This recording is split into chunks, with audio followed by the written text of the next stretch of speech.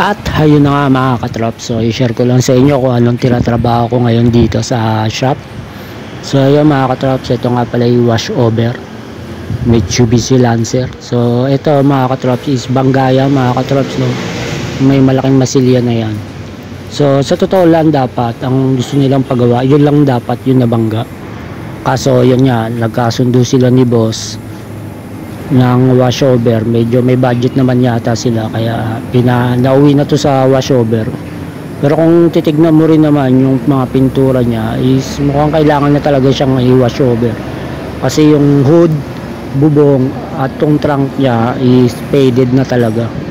So kitang kita na talaga yung loob niya, so masyado na siyang naano sa sikat ng araw. Kaya yun, medyo may budget naman sila kaya ayan, nauwi na to sa washover. So ayan, faded na to mga katrops, no? Ito pa dito sa may sa trunk, ayan. Ayan, nakikita nyo yung dulo na yan, faded na yan. So ito mga katrops, medyo okay na yan. Yung mga maliliit na dents at na masilya na rin natin. At ayan mga katrops, medyo inabulan ko ng konti ito sa may parting dulo mga katrops, kasi yung kinapa ko parang medyo may alon pa siya dito. Kasi mahirap to mga katrops kapag hindi natin inabulan is magkakaroon ng alon to dito. So ito naman yung inabol ko dito is medyo manipis na lang na masilya para mawala lang yung alon nya. At nililiya ko yan ng 220. Medyo nag-aalalay na lang tayo dyan mga katrops kasi baka mahagip pa natin yung mga kanto, kasi may kanto to dito sa may malapit sa gulong at saka yung gitna niyan. So baka kasi mahagip natin yung liya at mamatay yung kanto, mawala. So mahirap maghabol na maghabol, kaya medyo alalay na lang ako dyan kasi yun na lang naman yung problema dyan sa may dulo. So pagkatapos nyan is pakikinisin na lang natin ng 400 dyan para ma-primer.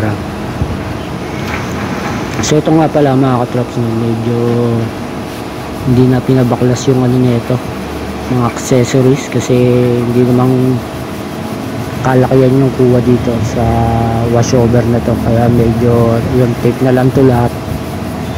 Siyempre yung ganyan naman tape, ingatan naman natin yan totally na maganda naman pagkakatape natin dyan para hindi siya lumalampas-lampas yung pintura o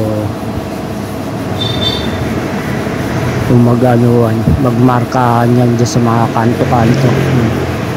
So susurable naman natin yan na malinis yan mga katrops. Kaya na nga, siyempre pinakapakapalan din natin yan kung okay na o hindi.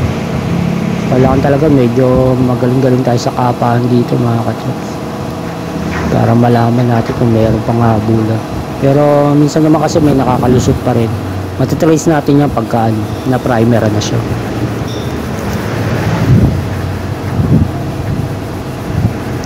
Taga-taga lang dito mga katrops magliya-liya. Medyo nakakapagod pero pag passion mo to okay lang to. Dahil pag nakita mo na finish na at okay na,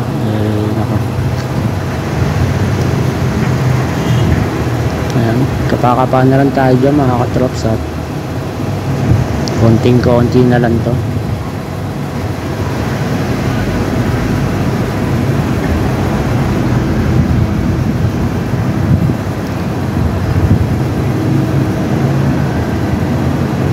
Kinapa na naman yung mga kapaan mga katrops. Kailangan pag kinapa talagang pakiramdaman mo yan.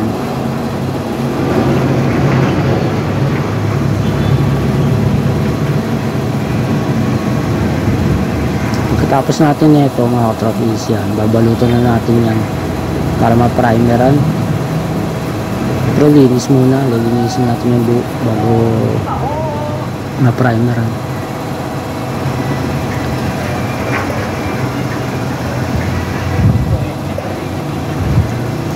So yan, okay na to mga katrops.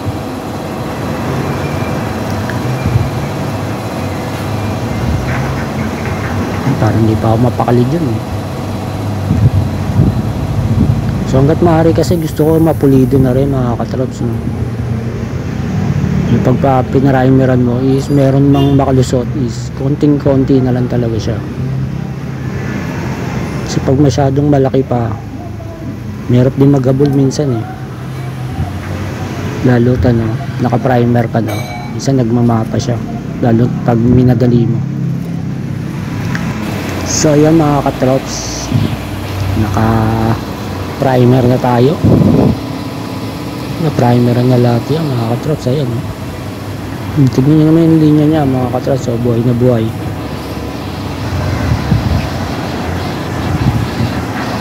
So yun, papatuloy na lang natin ito maigi mga katrops. Okay.